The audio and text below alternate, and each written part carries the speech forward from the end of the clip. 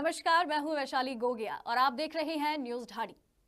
केंद्रीय गृह मंत्री अमित शाह हरिद्वार में आयोजित उत्तराखंड सरकार के 4 साल बेमिसाल कार्यक्रम में मुख्य अतिथि के रूप में शामिल हुए। इस दौरान गृह मंत्री ने 5 लोगों को भारत की नागरिकता के प्रमाण पत्र दिए।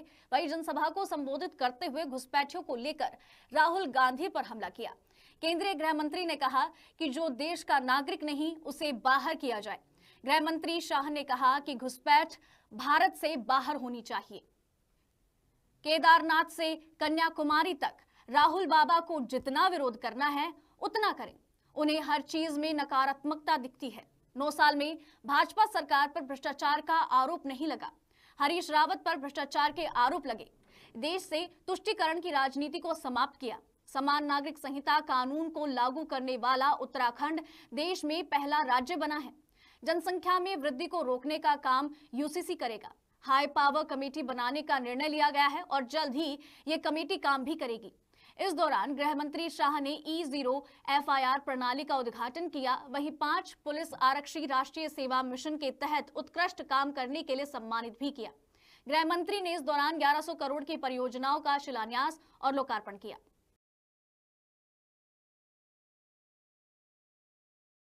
मोदी जी के नेतृत्व में अंग्रेजों द्वारा बनाए गए 150 साल पुराने कानून, जिसको बनाने का उद्देश्य था अंग्रेज सरकार की हुकूमत को लंबा चलाना, वो समाप्त कर हमारे नागरिकों की सुरक्षा के लिए न्याय संहिताएं बनाई है।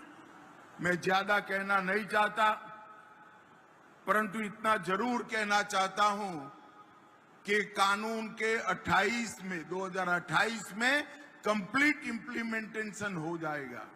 उसके बाद कोई भी नागरिक पुलिस थाने में जाकर FIR कराएगा, 3 साल में सुप्रीम कोर्ट तक की पूरी न्याय प्रणाली समाप्त हो जाएगी।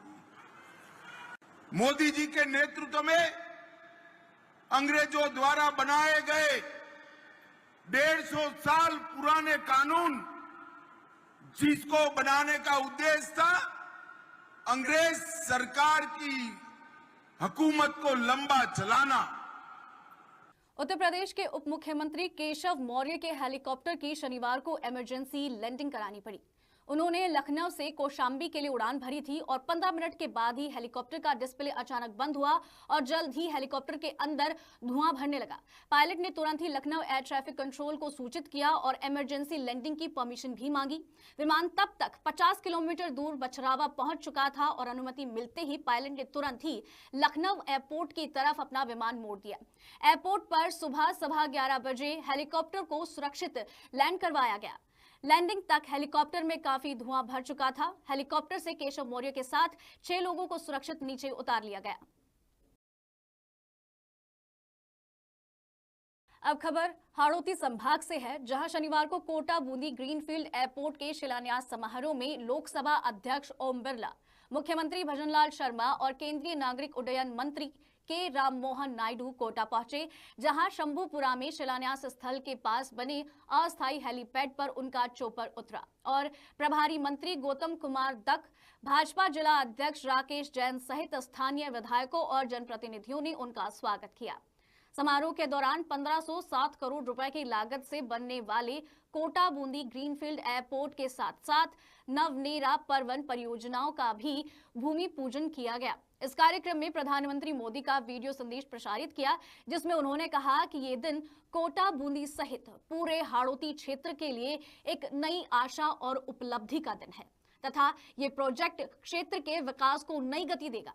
उन्होंने याद दिलाया कि नवंबर 2023 में कोटा दौरे के दौरान उन्होंने एयरपोर्ट का सपना साकार करने का वादा किया था, जिसे आज पूरा किया।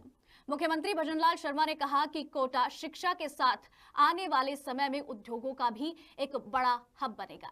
सरकार ने 2 साल में 8,261 मेगावाट बिजली उत्पादन बढ़ाया है और 22 जिलों में किसानों को दिन में बिजली दी जा रही है। उन्होंने कहा कि प्रधानमंत्री जो कहते हैं वो करते हैं। प्रदेश में हर खेत को पानी और हर घर तक नल से जल पहुंचाने की दिशा में भी सरकार तेजी से काम कर रही है। ऐसा सौभाग्य जो है इस तरह से, क्योंकि मेरे भाई और बहनों, मैं आपसे कहना चाहता हूं कि आपने देखा है कि देश के यशस्वी प्रधानमंत्री नरेंद्र मोदी जी जो कहते हैं वो करते हैं। आज आप देख रहे हो कोटा की धरती से वो कह करके गए थे कि कोटा में एयरपोर्ट बनेगा, तो एयरपोर्ट बनेगा। ये मोदी जी हैं जो कहते हैं वो करते हैं, और करते हैं वो ही कहते हैं। एक बार जोरदार तालियों से देश के यशस्वी प्रधानमंत्री नरेंद्र मोदी जी का स्वागत और अभिनंदन करें। ऐसा सौभाग्य जो है इस तरह से, क्योंकि मेरे भाई और बहनों, मैं आपसे कहना चाहता हूं। जयपुर में स्टेट हंगर पर राजस्थान में हवाई सेवाओं के विस्तार को लेकर आयोजित उच्च स्तरीय बैठक हुई, जिसमें मुख्यमंत्री भजनलाल शर्मा, लोकसभा अध्यक्ष ओम बिरला, केंद्रीय नागरिक उड्डयन मंत्री राममोहन नायडू, नागरिक उड्डयन राज्य मंत्री गौतम कुमार दख मौजूद रहे। वहीं मुख्य सचिव वी श्रीनिवास, अतिरिक्त मुख्य सचिव Akhil Arora, airport authority of India अध्यक्ष विपिन कुमार, प्रमुख शासन सचिव नागरिक उड्डयन विभाग नवीन जैन और मुख्यमंत्री कार्यालय और संबंधित विभागों के अन्य अधिकारी भी उपस्थित रहे। बैठक में राजस्थान में हवाई अड्डों के विकास, कनेक्टिंग फ्लाइट्स और नागरिक उड्डयन से जुड़े दूसरे महत्वपूर्ण बिंदुओं पर भी विस्तृत चर्चा की गई।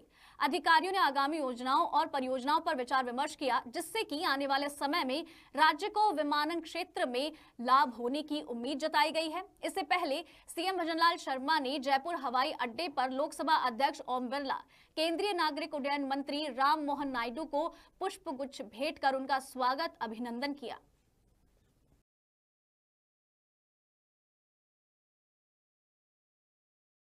जयपुर में विद्याधर नगर थाना में आयोजित जन सुनवाई के दौरान पुलिस आयुक्त ने आमजन की समस्याओं को गंभीरता से सुना और इस दौरान बड़ी संख्या में लोग अपनी कई शिकायतें और समस्याएं लेकर पहुंचे थे। पुलिस आयुक्त ने प्रत्येक परिवादी की बात को अच्छे से सुनते हुए संबंधित अधिकारियों को मामले के त्वरित और निष्पक्ष निस्तारण के निर्देश दिए।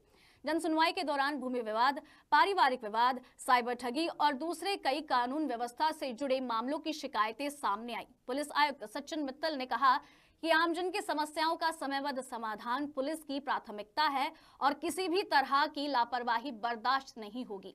उन्होंने लोगों से अपील की है कि किसी भी समस्या या फिर आपराधिक घटना की जानकारी तुरंत ही पुलिस को दे, जिससे कि समय रहते उन मामलों पर कार्यवाही की जा सके। इस जन सुनवाई कार्यक्रम से लोगों में पुलिस के प्रति विश्वास और सुरक्षा की भावना मजबूत हुई है।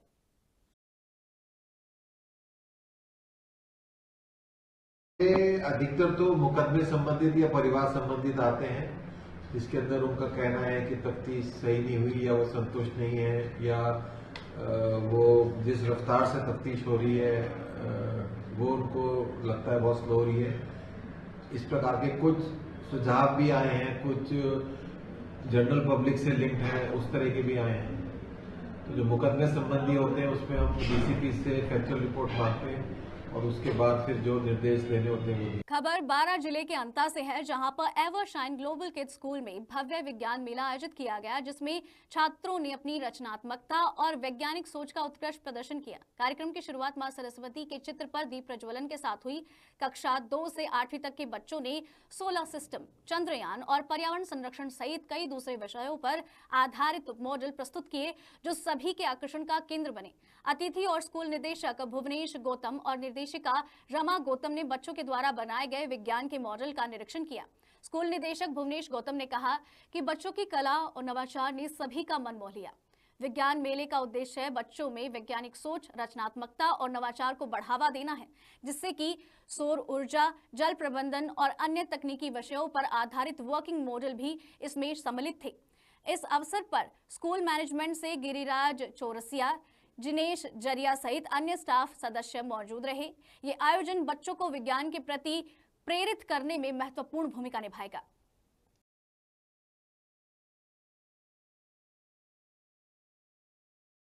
खबर छिपा बारूद से है, जहां पर ढोलम गांव में आगामी 19 मार्च को हिंदू नववर्ष धूमधाम से मनाने को लेकर सभी गांव वालों की बैठक राज मंदिर पर आयोजित हुई, जिसमें नवीन कार्यकारिणी की घोषणा की गई। इस बैठक में संरक्षक मंडल में राधेश्याम नाटीवाल, ओम प्रकाश चौहान, शीतरलाल रामठिया, अरविंद माथोड़िया और आजाद गुर्दिया को शामिल किया गया। अध्यक्ष हरिशंकर कुंडवाल, उपाध्यक्ष मनोज मेघवाल, कोषाध्यक्ष विष्णु टडावलिया, उप कोषाध्यक्ष गोलू मीणा, सचिव नवल किशोर सनोटिया, सह सचिव महेश प्रजापति, प्रचार प्रमुख ललित नागर, आशीष घाटीवाल, भूपेंद्र प्रजापति, मार्ग प्रमुख संजय कलावत, गिरिराज नाटीवाल, हेमंत माथोड़िया, नरेंद्र डकावलिया और वरिष्ठ सदस्यों में प्रदीप सनोटिया, अंकित डकावलिया को सम्मिलित किया गया। समिति ने अगली व्यवस्थात्मक बैठक 11 मार्च को राजमंदिर पर आयोजित करने का निर्णय लिया है। खबर शाहबाद क्षेत्र के केलवाड़ा से है, जहां पर राठौर समाज जागृति संस्थान की ओर से शिव पार्वती मंदिर परिसर में होली स्नेह मिलन समारोह और वार्षिक बैठक आयोजित की गई। बैठक में सबसे पहले पिछले साल का आय व्यय विवरण समाजजनों के सामने प्रस्तुत किया गया। इसके बाद सर्वसम्मति से नई कार्यकारिणी का गठन किया। इसमें ओम प्रकाश राठौर को अध्यक्ष, केशव राठौर को उपाध्यक्ष, कन्हैयालाल राठौर को कोषाध्यक्ष और महावीर राठौर को सचिव निर्विरोध चुना गया। नवनिर्वाचित पदाधिकारियों का समाज के लोगों ने माला पहनाकर स्वागत किया। कार्यक्रम में समाज के कई वरिष्ठ और युवा सदस्य मौजूद रहे और समाज की एकता और विकास पर भी चर्चा। फिलहाल इस बुलेटिन में इतना ही। बने रहिए न्यूज़ ढाणी के साथ।